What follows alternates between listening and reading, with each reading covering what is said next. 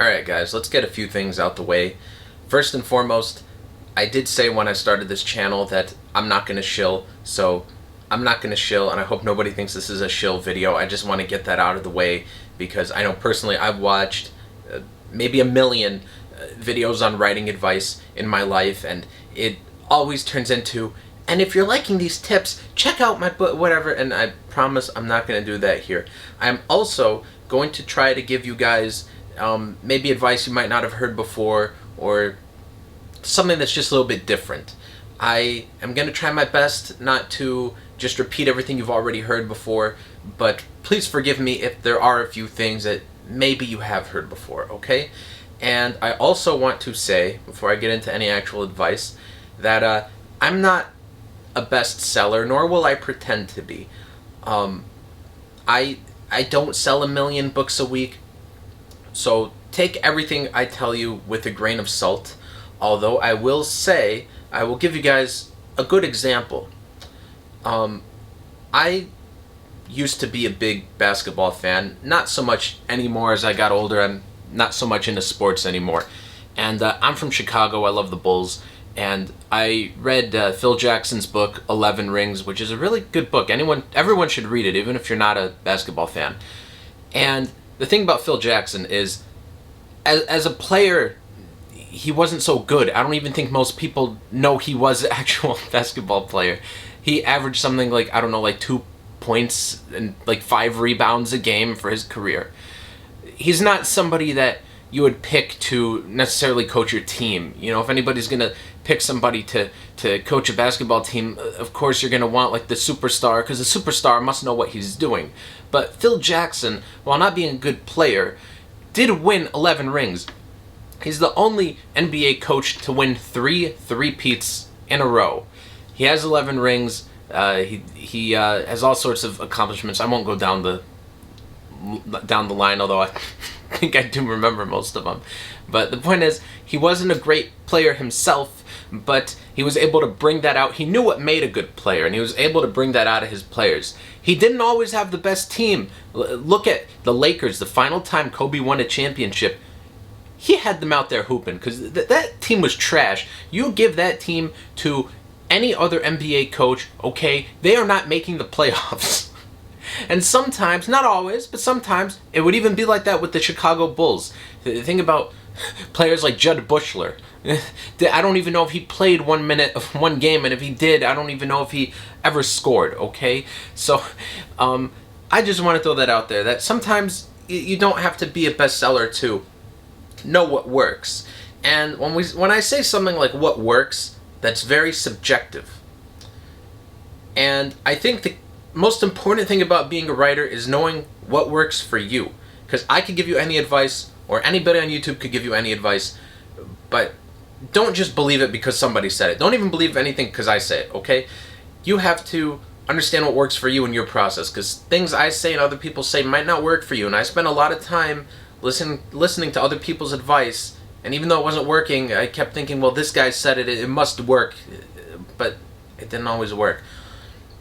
I think the most important thing about being a writer or any sort of artist is having that inner feeling about your work. And I'll give you guys an example from a book of mine that's not yet published and not yet even really finished.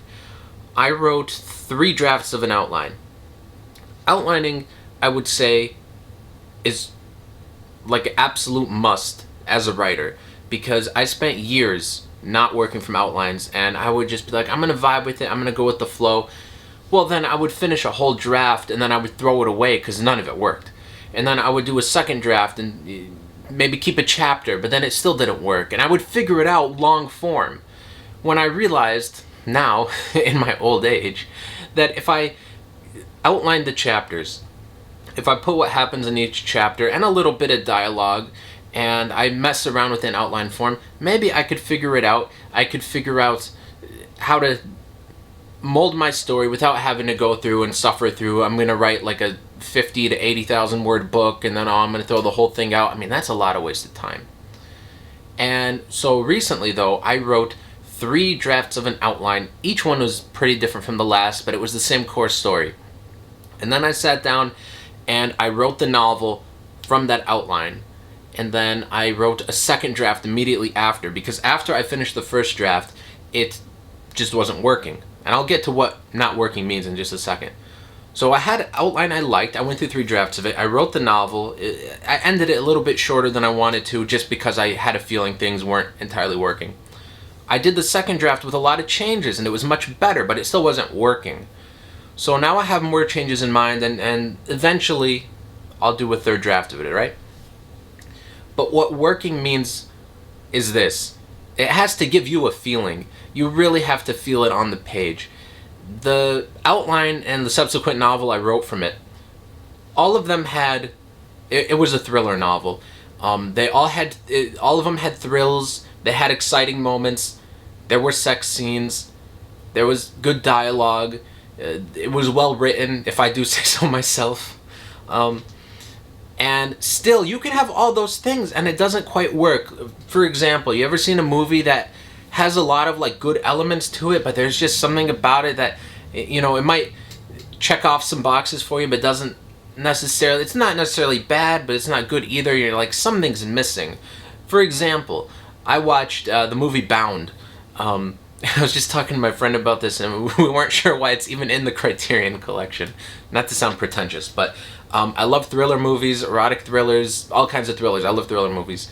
And the thing about Bound is it's got a great cast, beautiful ladies, it's got thrills, it's got money, mob stuff, but you know, I'm watching it and the whole time I'm just like, well, I don't know, I just didn't care. There was like something missing.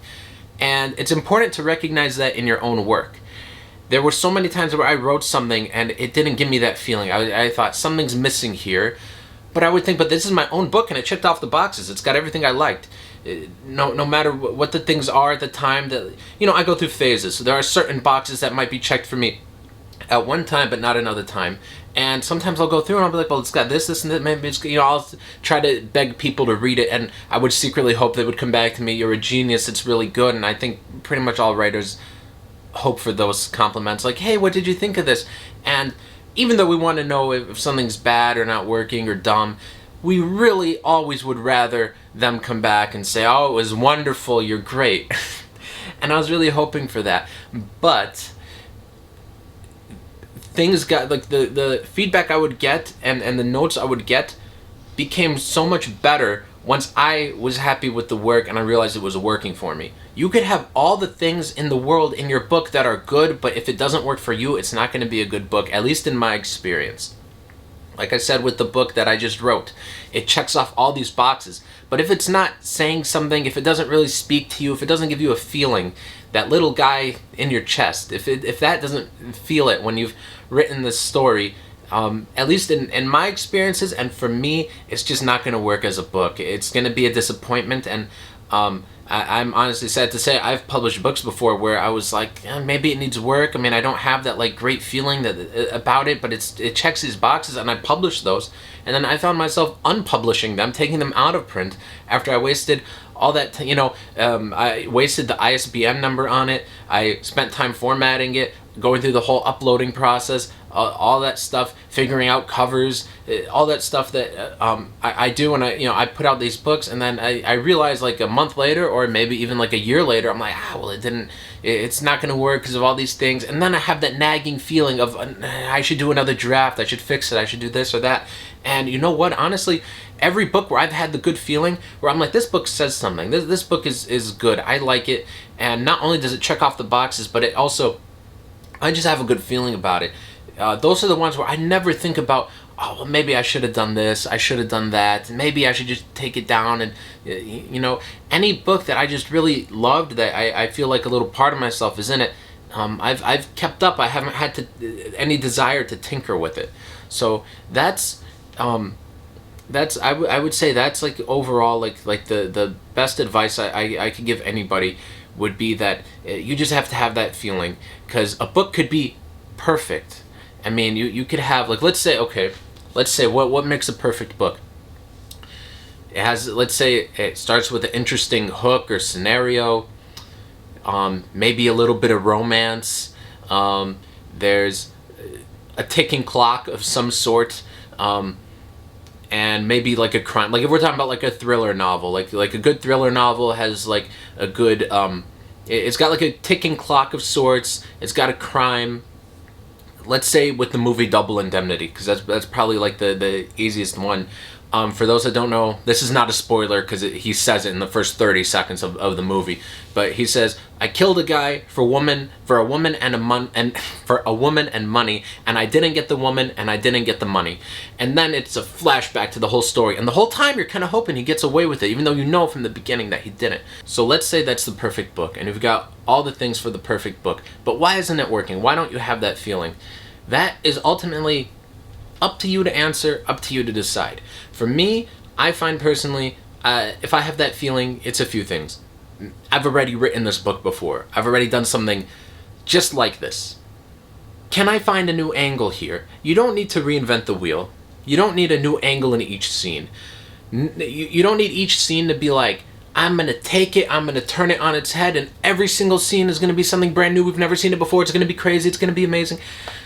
I don't know if anybody could honestly do that. You're gonna need scenes that are kind of scenes we've seen before.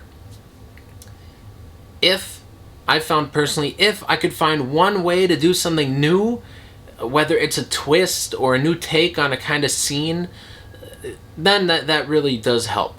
If I could figure out, maybe it's not even necessarily the originality of it, but it could be the character. Is my character flat?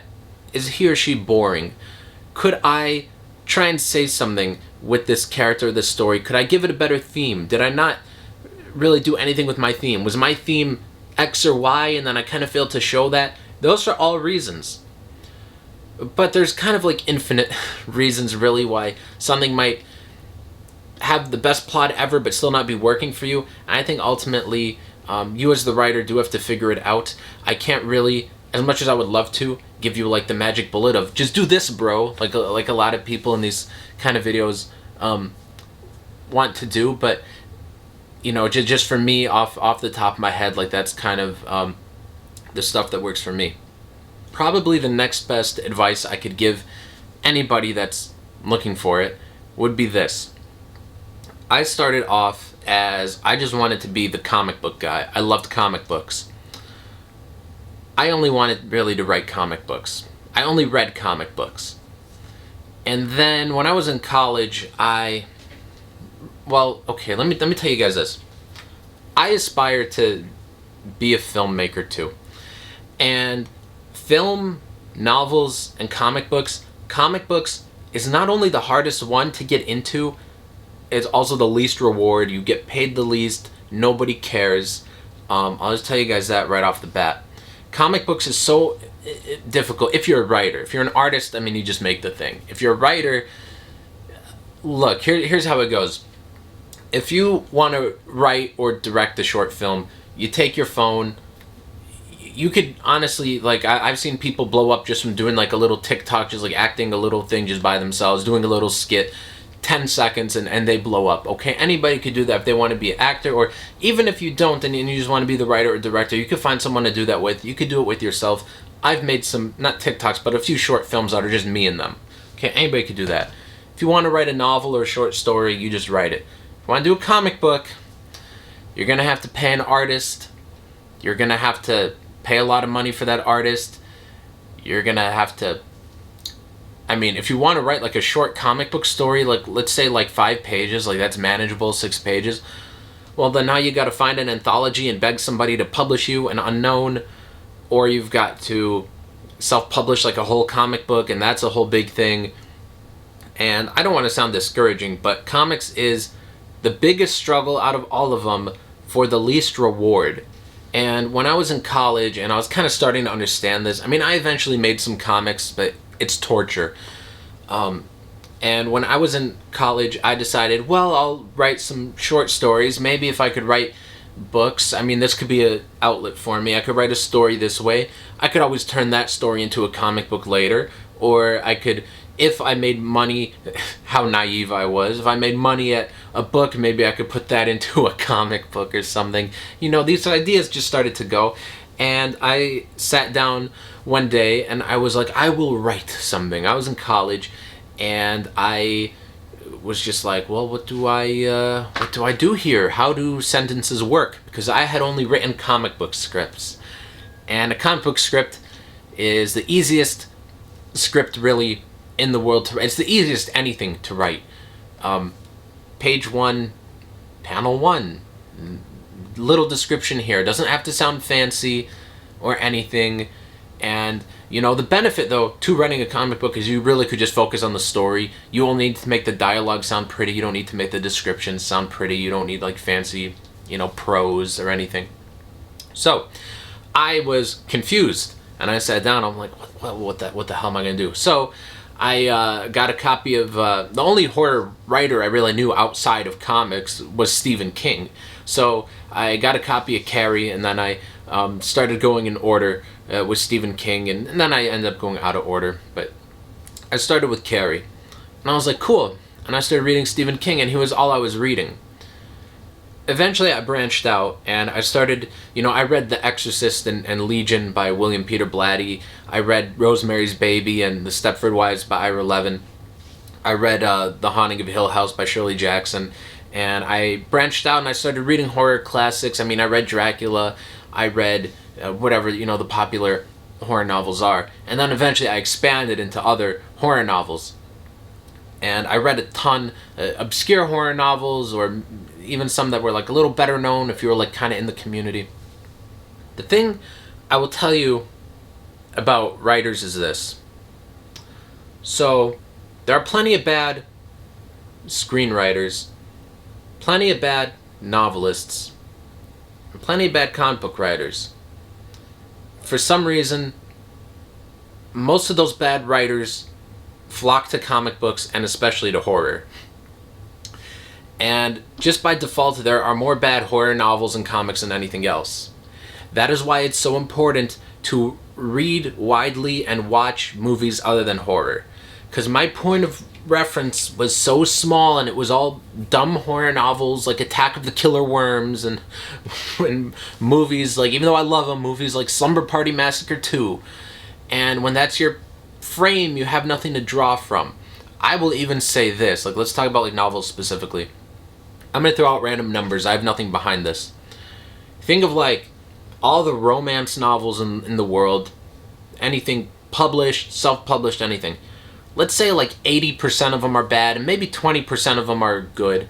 I don't really necessarily read romance novels, but let's say by whatever standard, like that romance readers like, what they look for, like 20% of them are good. Let's say me, I like reading like suspense, detective, noir, pulpy fiction. Let's say like 80% of that is just garbage and 20% of it's good. Westerns, you could say like 80%'s bad, 20%'s good. Sci-fi novels, same thing. Like 80% are bad and 20% are good. Fantasy. Let me take a sip of water. Alright, when it comes to horror novels, 95% of them are garbage and like 5% of them are good, okay? So if you're reading a genre where 95% of them are just suck, they suck balls, okay?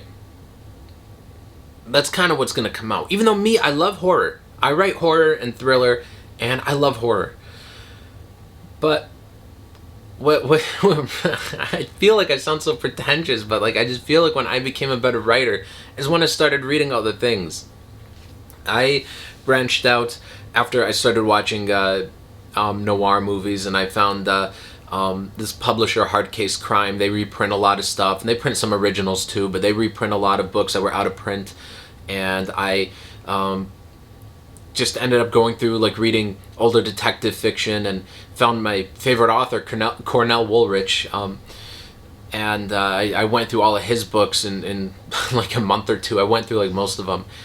And I should probably rewind here though, because I'll tell you when the real like expansion happened, because it was like a little bit before watching the noir novels. And again, I'm going to sound pretentious here, okay?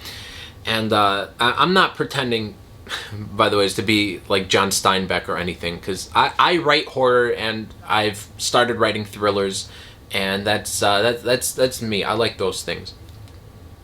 When I became a better writer, and when I started to understand writing better, though, and I know I'm going to sound so pretentious, was I have a sister in Oklahoma, and I visited her a few times, and she had Turner Classic Movies. And Turner Classic Movies was, I would just put it on, just have something on, and in the background when, my niece and nephew, they're very young now, but especially back then, and they'd go to sleep, and then I'd hang out with my sister, her husband, for a while, and then I would just go hang out, watch TV for like an hour before I fell asleep, and I would get like a little bit of writing in, because even though I was on vacation, I would bring my computer with me, and I would just I'm on vacation, but I'll write a little bit. There was one time I remember, the first time I saw Dog Day Afternoon, I had my computer open. I was like, oh hell yeah, Al Pacino. But then I was like, yeah, it's just on, and I'm just writing. And then like suddenly, like I'm just like looking up, and I just like put my computer down, and it was just, I don't know, it's such a good movie, and I just fell in love with that movie. And there was one time when I was there, and they were showing a lot of, I know I'm gonna sound so pretentious. Dog Day Afternoon was not pretentious. This is pretentious, but then I just thought of the Dog Day Afternoon thing. They were showing some silent films on Turner Classic Movies, and I know it sounds pretentious. You gotta trust me here. I'm not like some silent film simp or anything. I think they are interesting. I think the history of film is interesting. I'm not a big silent movie like buff. Like I don't have like a million of them on Blu-ray. I don't like watch like 20 of them a year or anything like that. But I think for anybody that's starting out wanting to be a writer or a filmmaker, I think you really should watch some of them, at least like the most popular ones. Because the genius about them isn't that, they have no dialogue and therefore they must be good. Because like 80-20 rule, like 80% of them are probably garbage, like 20% of them are good. That goes for like pretty much all movies, anything movies, books, alright? So the interesting thing about them to me was, despite the limitations, they still found ways to tell their stories. And here we are, really without any limitations, and we're free to tell a story any way we want, and so many of us still fail at it. Now why? I think a lot of us honestly don't think about the story enough, and I think that those guys were kind of forced to really think about the story, because it wasn't enough to say, like, my character is this is the kind of person he is, this is what he's gonna do, this is the whole thing. They really have to show you those ideas, and they really have to make it work. And I just thought, like, if I could take some of those techniques, some of the writing styles that I kind of, if you could really call it writing, but whatever I learned from silent film, I just thought it was interesting. It was just like a different form of storytelling. It was just something I hadn't seen before. And from there, that's when I started kind of watching like the noir movies and just branching out into different genres. You certainly don't have to watch or read every single genre. If you're bored by it, don't bother. But I think a very important thing is expanding outside the genre you want to write in. I think you have to watch movies from all sorts of genres, at least, and this is purely for somebody that wants to be a writer, because like if you're not interested, don't. But you should just try and give other things a shot. And you might be surprised at what you like. I never thought I would like something like John Steinbeck, but I ended up liking Of Mice and Men and East of Eden.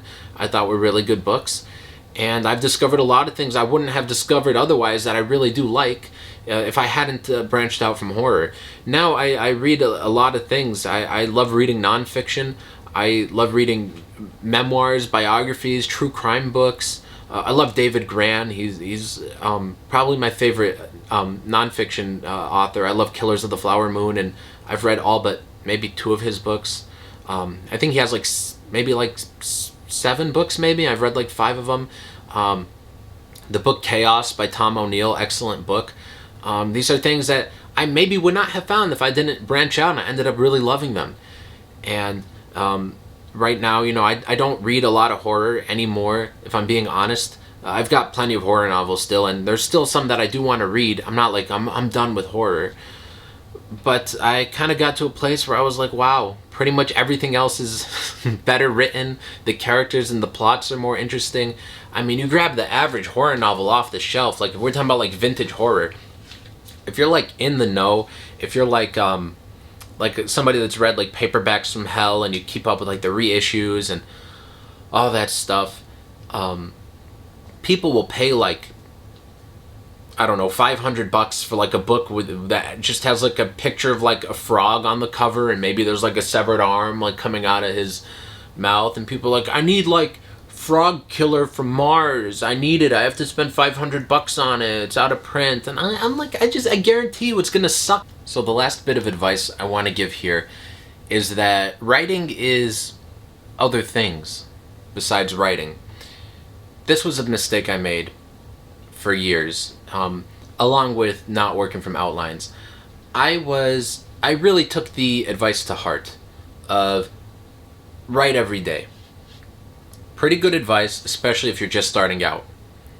When you're just starting out and you don't know really how to write, the best thing you could do is read a lot and write a lot. Read a lot, read widely, discover some other things, and then write a lot. And you'll kind of understand a few things, if you even like doing this or not. I think everybody likes the idea of, I'm gonna write, and then, you know, we all know like the writer who doesn't write, the friend that's like, I'm gonna write something like after this and this happened, after I'm like on my own 2 feet, and you know, they all make like excuses. They're a writer who doesn't write. We all know probably several people like that. So once you've written, like let's say you decide to be a writer, you've read a lot, and you're gonna start writing a lot, write every day for like a month or something. Just see if you even like it. Whether or not you're even good is one thing. That doesn't matter when you're just starting. You just got to figure out, do I even like doing this? Okay, you do that, and then that's good at the start. You figure out a few things if you even like doing it. For me, I wrote a lot, and I wrote every single day, even when I shouldn't have. I've found that I don't like writing when I'm in a bad mood. I don't like writing if I've got like 5 other things I gotta get done today, like I really need to get done. And I've always heard writers say, write every day, first thing in the day, just start writing, get it done, and then you could do other things. Which is true in a sense. On a good writing day, you know, if I'm in a good mood, and, you know, well, first thing I do is I go to the gym. So after the gym and then before work, you know, I'll write. And if I get some writing done and then I'm free to like do the other things in my day, that's great.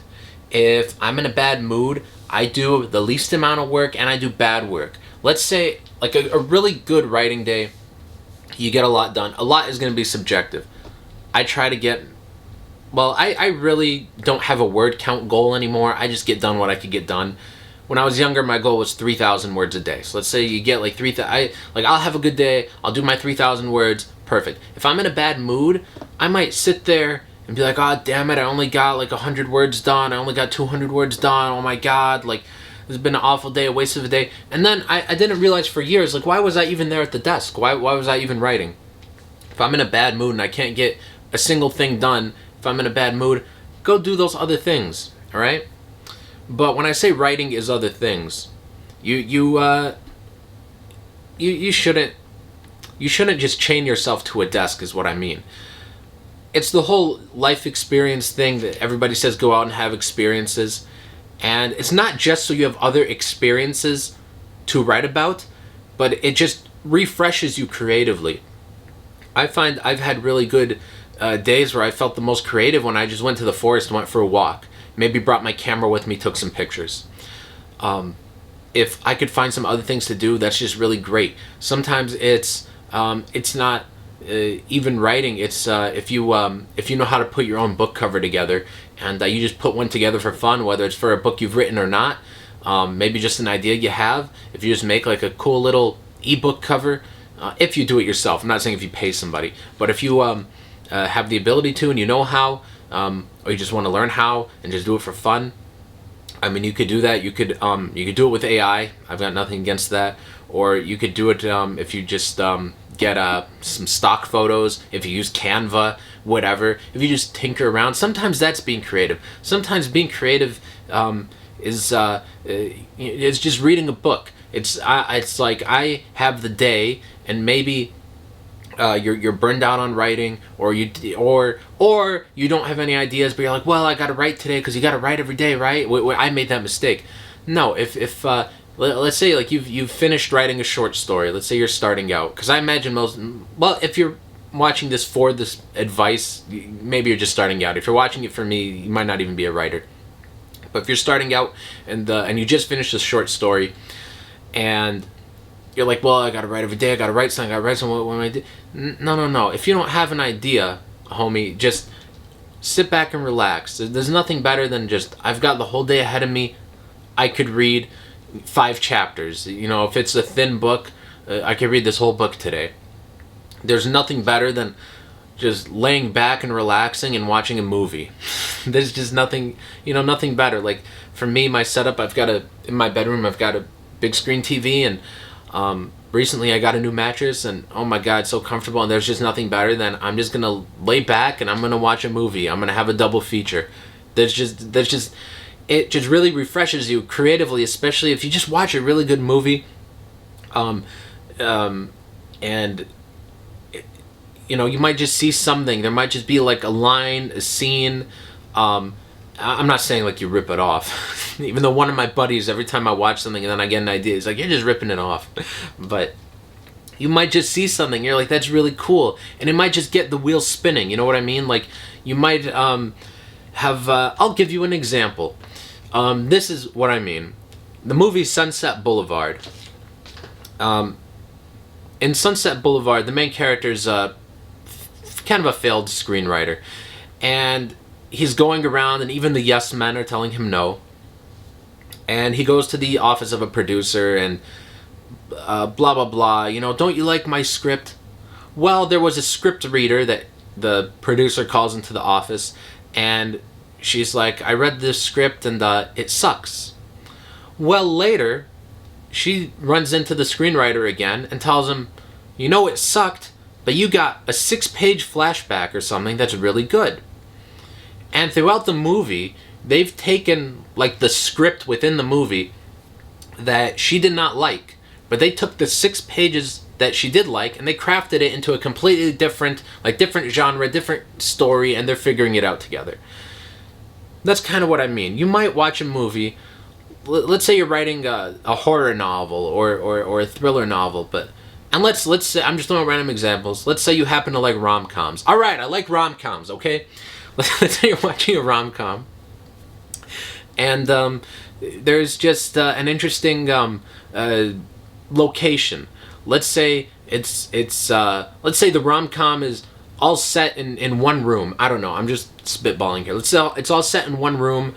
Let's say it's it's set on like an island, and let's say you've never written a story that's all set in one room or something that's written on an island. Suddenly you're like, oh, that's cool, that's a cool place. I've been wanting to write about, I don't know, a clown for a while. What if I wrote about a short story about a clown and it all takes place in one room? And you got the idea because you were chilling, you're watching a rom-com that takes place in one room, and suddenly you have an idea, and you're not ripping off the rom-com, you're just like, oh, that's interesting. Like, I never thought about doing something all set in one room, or, it could be anything.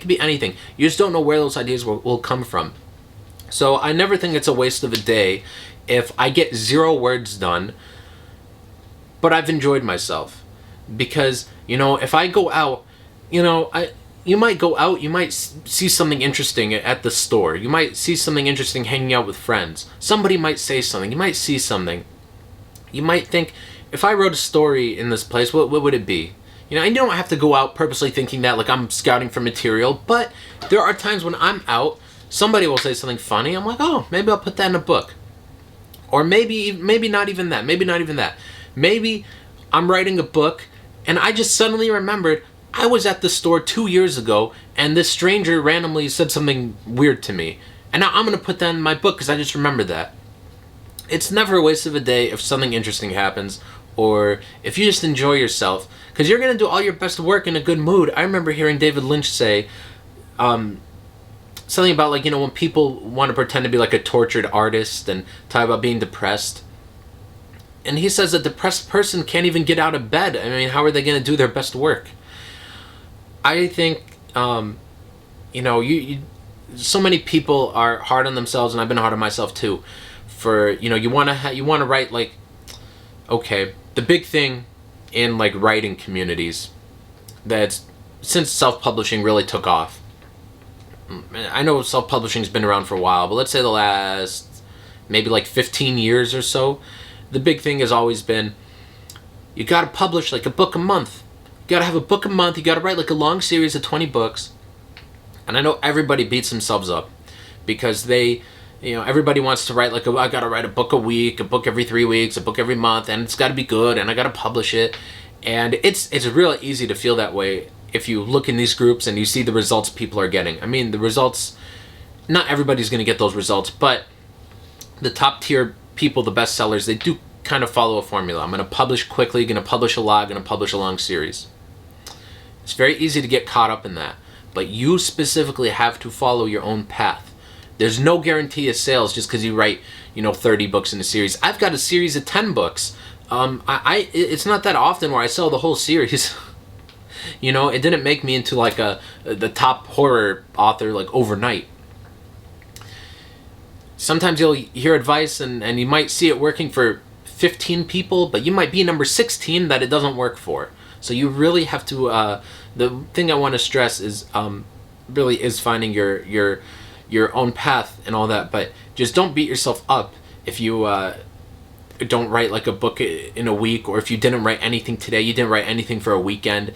Weekends, I know a lot of people will say like, well, maybe you don't have time to write during the week, you got work, blah, blah, just write on the weekends. That's true. And if you do have a story and you're excited to write it, and you've got your free time on the weekend, by all means, go ahead and write it. But let's say the weekend comes, I've had a hard week, I don't really feel like writing today. Do not force it. Maybe later on, maybe, if you finally feel it towards the end of the day, yeah, put down a few paragraphs. There's nothing wrong with just putting down a couple paragraphs before bed. I do that all the time. If it really calls to me, I'm like, yeah, you know what? I've got an idea for the opening of this scene. I'll jot it down and then I'll continue it tomorrow. Enjoy your weekends. Some of my best writing has come after a weekend where I'm like, all right, I'm watching 4 movies this weekend. I'm going to read. Maybe I'll go to Barnes & Noble. Maybe I'll go to Half Price Books. Maybe I'll do this. Maybe I'll do that. I've got like 5,000 things that, I want to do. Some things besides writing. Good writing will come of that. Good writing doesn't just come because if you're somebody that's just, I'm going to sit down, I'm going to write like 10,000 words a day, every day, can't miss a day. I got to publish 48 books a year. I mean, I hope I'm not coming off like I'm saying like, well, just don't write at all, man. But I just really believe that creativity comes from a bunch of things. It comes from trying other arts. I really like photography. I have fun with it. I like doing photography. You might be somebody that's also a photographer, or you might be an artist. Maybe you could draw. Maybe you can't even draw. I mean, just sit down and just doodle. I've got a little cousin. She's 5. I love just taking crayons or markers and we just scribble on a page. Like, that's relaxing. You might find another art.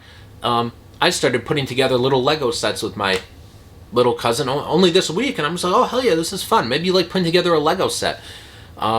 Maybe you like carpentry. I don't know, maybe you like building something out of wood. I think that sounds really cool. I would like to try that. I would like to do a bit of everything. So that's, that was...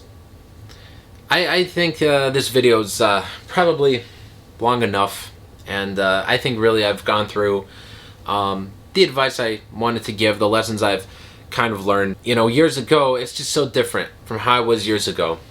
And a few of you that know me, that have known me for years, that watch this channel, that have probably watched my other channel or just knew me in real life, you would know that I was just such a different person back then and always stressing, but I just feel like I've done my best work when I stopped stressing out, when I just stopped making it like my whole personality.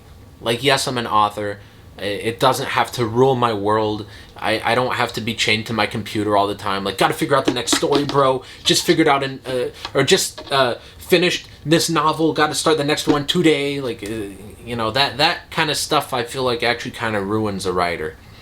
But yeah, that's all I had to say for this one, guys. So a little bit different than kind of the stuff I've been doing on this channel, and we'll have some more videos soon. Of course, we'll have the next recap of everything I read in the month, and maybe we'll have a few more videos like this where I'm just kind of riffing, and we have a book related topic or a writing topic, and we'll probably have some more stuff coming soon, guys. So thank you all for watching.